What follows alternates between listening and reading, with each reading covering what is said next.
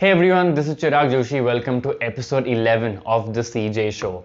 Funny thing about the episode 11, or actually the number 11, is that it's been my roll number for the past 5 years in 11th grade, 12th grade, and all throughout my college.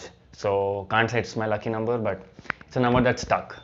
Anyways, let's get into the show. Anyway, not supposed to say anyways. That's what it is. Oh,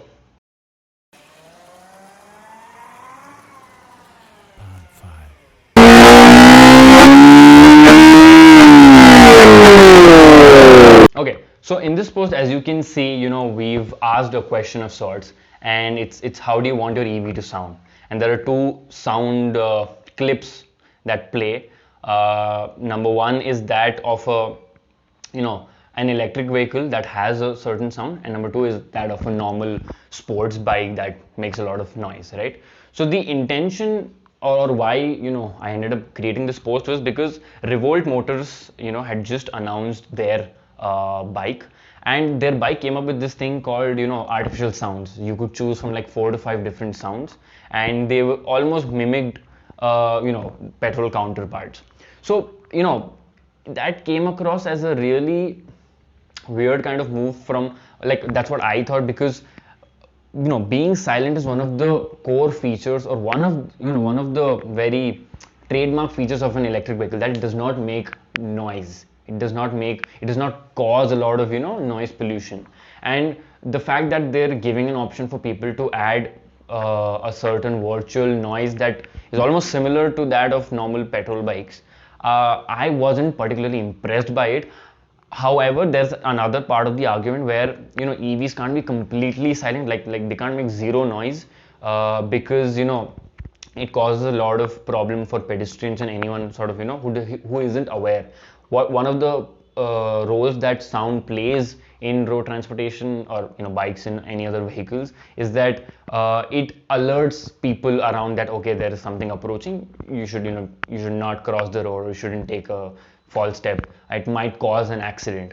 I get that part, but you don't need to really add artificial sound for that. The very sound of a motor, which you can hear in Aethers if you've listened, or even the new bike from Ultraviolet, these are all natural sounds that are emitted from the motor itself. So this is a natural way of creating sound, which is fine, okay, and it's not that annoying. But the fact that you are giving an option to add noises just like that of petrol counterparts wasn't that interesting of a thing for me, and I didn't find it particularly interesting. That's the reason I put this post out, and it's kind of annoying to listen to the second one. So that was the aim, to get people to understand and vote for what would they like to, what kind of noise would they like an EV to emit. Would you really want an electric vehicle to go around whipping around emitting like a sports bikes kind of noise? I wouldn't want that, right? Like, if that's a trade, like whenever I hear an Aether, I know it's an Aether, like from really far now, I don't know, it's just my ears are tuned to it. But whenever I hear the sound of that motor just whizzing around, I know that, okay, there's an EV around, so my eyes naturally just go looking around for them.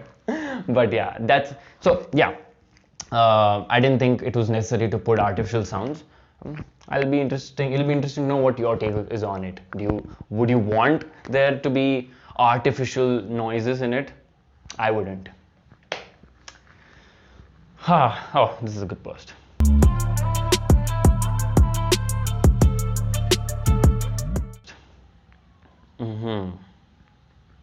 It's a really deep post. Minimalist. Yeah. So in this second post, as you can see, there is a timeline from the 1990s to 2020, and there is a bunch of electronic stuff outside the car, and a car and a bunch of electronic stuff inside it. So what I wanted to sort of portray from this post was that electrical companies, like Mitsubishi and Bosch and all of these people who are not core automotive companies, have increasingly started playing a role in automotives, especially with the advent of new technology. And now with electric vehicles, the participation of electronic companies is even more in the automotive industry, right? So so I tried to show a timeline from 1990s to 2020, which is almost approaching. In the 1990s, there wasn't as much tech gadgets inside cars. Okay, it was very minimal, and you mostly had stuff outside of, like, there was no electronic tech inside cars at that point. So the role of electronic manufacturing companies was very little in the automotive sector. But through the years, starting from 2000, we started seeing a lot of tech gimmicks being added into automotives. One of the interesting ones that I remember is, I think Nokia or BlackBerry partnered up with, I'm not sure which car company, but their car came pre-installed with a mobile phone. And this was a time when mobile phones was like the coolest gadget on the market. So that became a selling point, that you have a mobile phone coming with a car. And this was a luxury ass car. I'm not sure of which brand it was, but I do know this happened. So, and after that time, just like all of the GPS, the advanced, and these days in cars, every normal car has a lot of tech in it, and that has a lot to do with a lot of non-automotive companies, which are mostly into electronic equipment manufacturing, and probably even smartphone companies like Google and Apple coming in and having Apple CarPlay and Android Auto, right? So the role of electronic companies has increasingly been more, and now in 2020, there's actually a who signed a pact. So there are these two, I think I mentioned in the post. I'm not sure of the company's name, but I do know that I think an automotive company and a giant electronics company came together and actually struck like a 50-50 partnership deal, in which the role of this electronics company was almost 50% in manufacturing that particular car with an automaker. So that's a huge sort of feat, and that shows the progression of how electronic companies have sort of seeped into and become seamless with the automotive companies.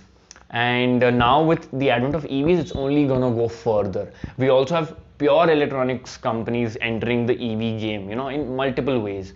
So in a lot of ways, tech has enabled electronics companies or non-automotive companies to enter the automotive industry and become a huge part in it. So yeah, that was these were the two posts. I hope you got a little more insight into how the automotive EV landscape is being shaped, and it gave you a new perspective about it. Let me know what you think about it in the comments. And as usual, if you think you could have represented this better, which I'm sure you could, I really want you to send me some good artworks of or good ideas about how you could represent this, and maybe put it up on your Instagram. I know what to do. Today we're gonna roll the 5 practical things, practical solutions that we came up with on my Instagram. I held a live in which we tried to discuss practical solutions to increase women safety in transportation, and we came up with 5 very practical solutions. So here's it.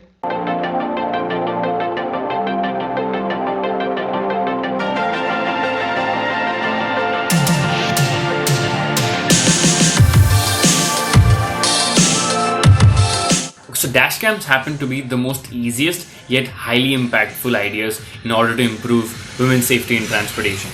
All that needs to be done is for Ola and Uber to mandate their drivers to have dash cams installed in their vehicles. I mean, they mandate so many things. The least they can do is mandate to have a dash cam in there. And this itself will dramatically increase the safety of women, because there's 24/7 surveillance of the cab at all times. And in case the dash cam is switched off, which shouldn't be, it flags an alarm, and then the company can directly focus on, okay, this vehicle's dash cam is off. That means something might be wrong here, so it can flag that vehicle off. So that can help in early detection of things that happens in cabs. And cabs are one of the biggest places where things like these happen. So dash cams are the most easiest way to implement this.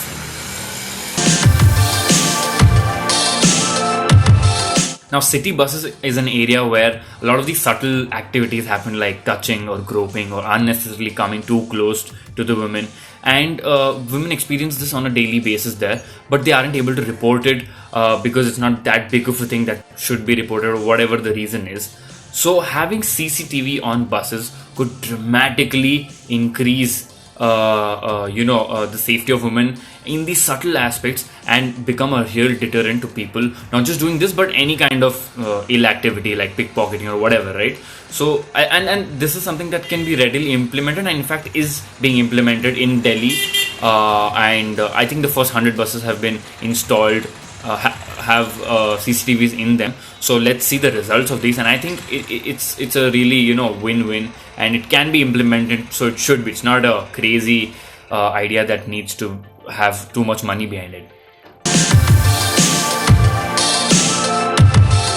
So women-centric cabs could be one of the best things that could happen, because cabs that are driven by women for women works the best. Now there are some startups working in this arena, but they're not that big and hence aren't that commonplace, and not every woman can sort of ride them. So what happens to be the best case scenario here is for Ola and Uber to introduce a subcategory in their huge app and make this a separate feature. I mean, that'll just be the greatest thing possible they could do on their app, right? And a person on my live session suggested that Ola and Uber can tie up with NGOs who train women to drive, and that can become a very circular economy sort of thing. And apparently women cabs are very prevalent in Dubai, told by my good friend Dhruti. So I think it's only fair to have those things in our country, and I think Ola and Uber should go ahead and do it. Now, dedicated buses only for women and children is a high capital intensive idea to implement, but it could do two things. Number one is become the most safest and cheapest way for women to travel, and number two is to encourage public transportation as a whole.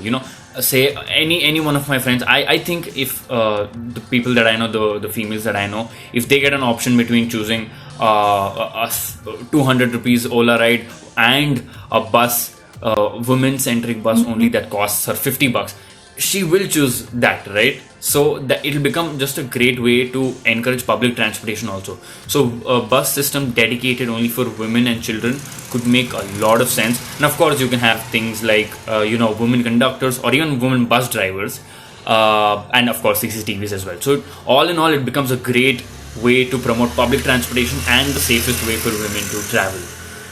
So yeah, this is probably the greatest one. Shout out to my friend Aditya Rao for suggesting this wild idea of having an airplane-like black box system fitted into each cab or bus, so that it records all the data, all the voices, all the audio that's been spoken inside a cab or a bus, and is an indestructible piece of tech that can be accessed by people post the accident to evaluate what's gone wrong.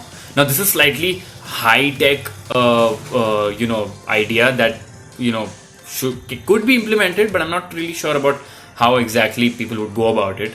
But it's a slightly high-tech version of it, and involving sensors and all that. But hey, I mean, we're talking about over-the-air updates and God knows how many tech features coming up in cars or in mobility in general. So maybe this could be one of the features where the focus should be there, and it could really be of help if implemented.